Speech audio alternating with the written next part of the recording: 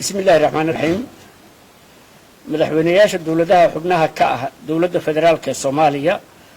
مدحوينها الدولة قلمدوك مدني أحمد عبد كارية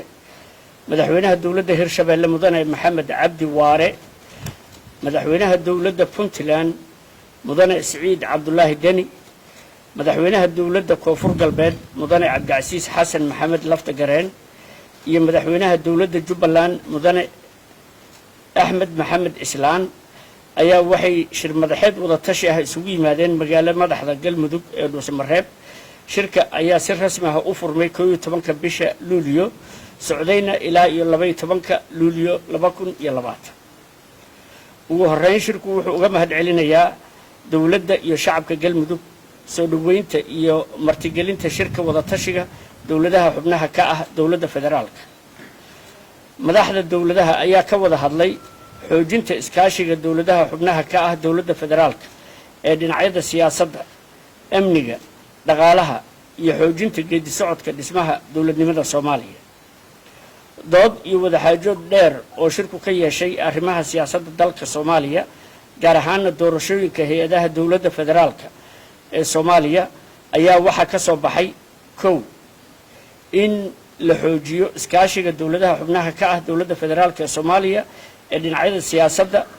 amniga iyo horumarinta dhaqaalaha in doorashada waa qodobka labaad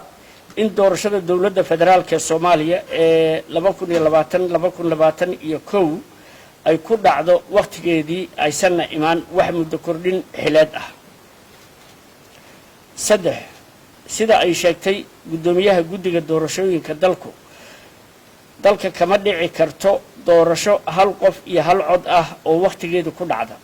sida darteed waa in tubta farsamo ee qabsoomidda doorashada dalku ay noqoto mid taladeeda loo dhan yahay nooc ahaanna ku dhici karta muddo xileedka harsan